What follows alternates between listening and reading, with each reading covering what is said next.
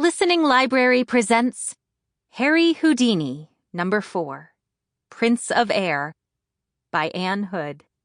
Narrated by Jennifer Jill Araya. For Gloria Jean, who believes in magic.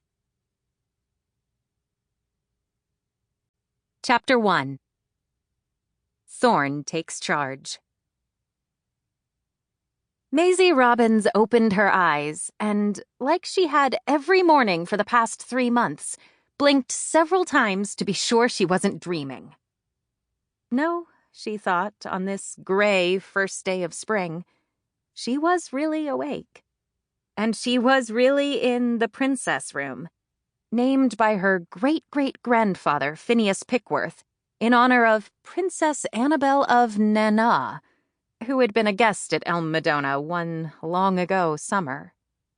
Nana wasn't even a country anymore. It had been absorbed by India in some war that Maisie had never heard of.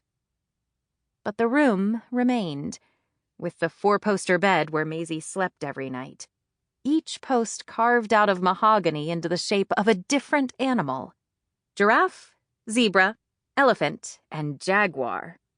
The canopy that stretched across the top was made of handmade saffron-colored silk.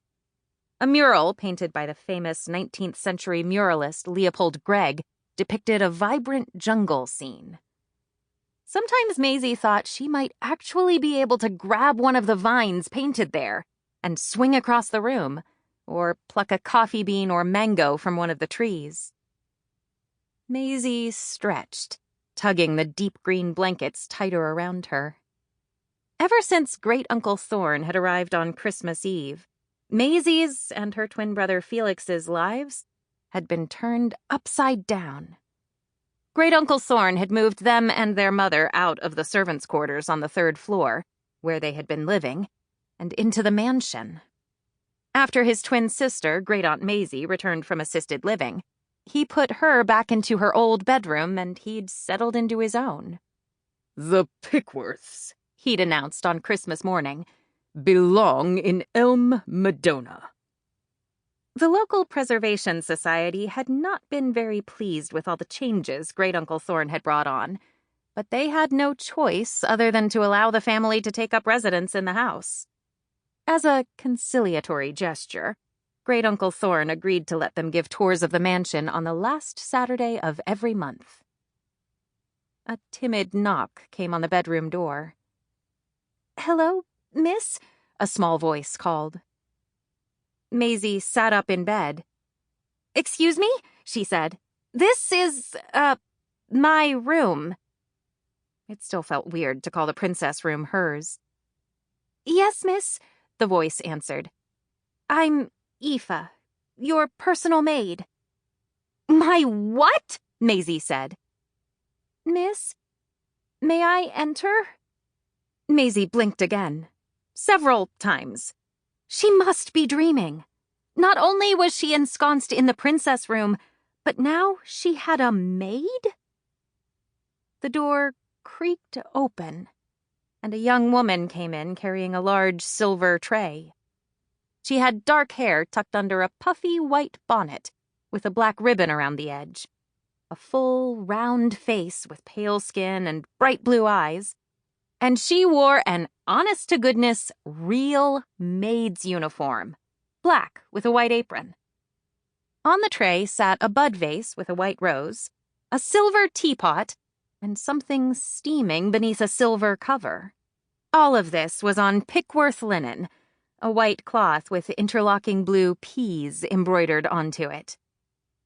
Aoife put the silver tray down on the bedside table with a soft thud and big sigh. "Heavy," she muttered. Then, as if remembering her duties, she stood taller and smoothed her apron.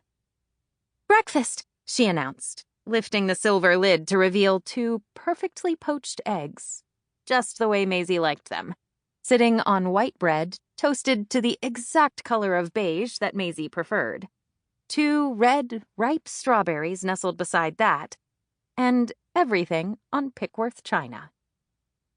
"Wow," Maisie managed to say. "Is it all right?" Aoife said nervously.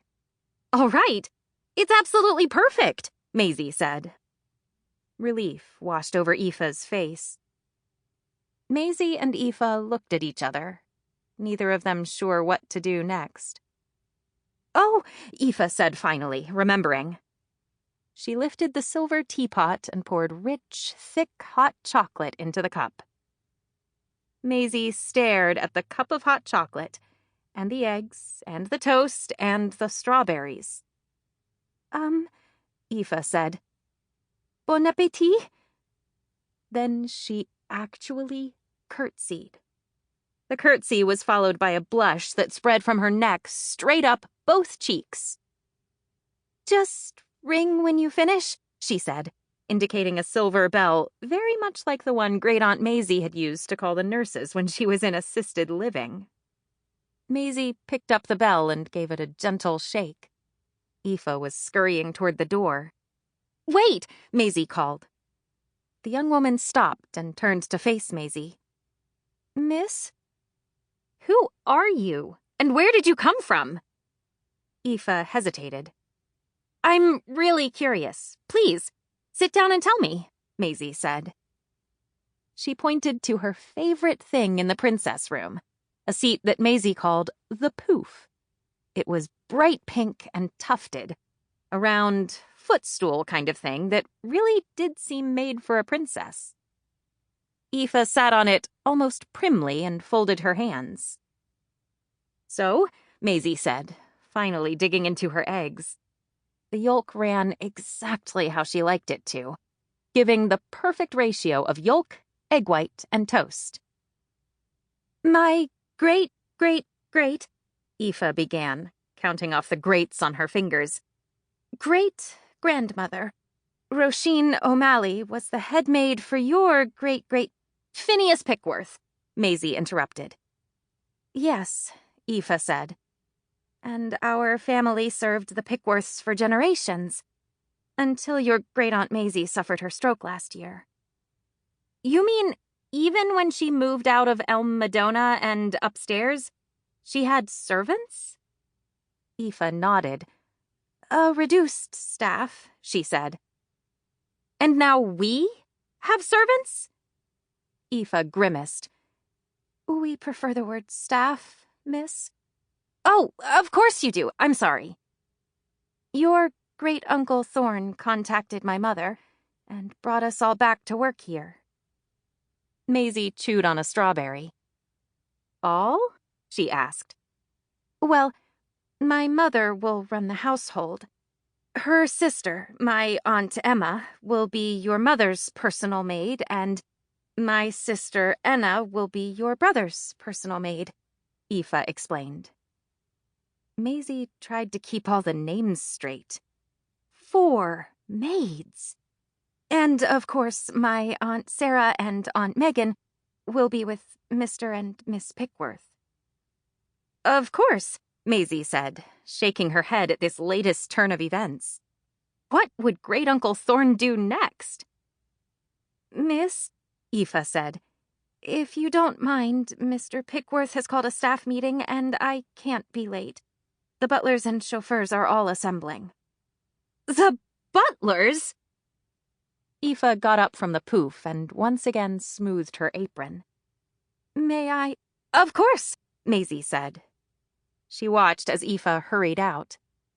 Once she'd closed the door firmly behind her, Maisie said out loud, I have my very own maid. Then she laughed. She wished she had a friend she could call and tell the news. But even after 6 months at Anne Hutchinson Elementary School, Maisie had not acquired a single friend. Felix, on the other hand, practically had a girlfriend, Lily Goldberg. And he had a best friend, Jim Duncan. And he had about 1 million other friends who he was always hanging out with. Some afternoons, Maisie would come downstairs and find 6 kids playing Minecraft in the billiard room with Felix. Their faces looked vaguely familiar from school, but she didn't know any of their names except for Jim's. And she didn't like Jim Duncan, with his short Sample complete. Ready to continue?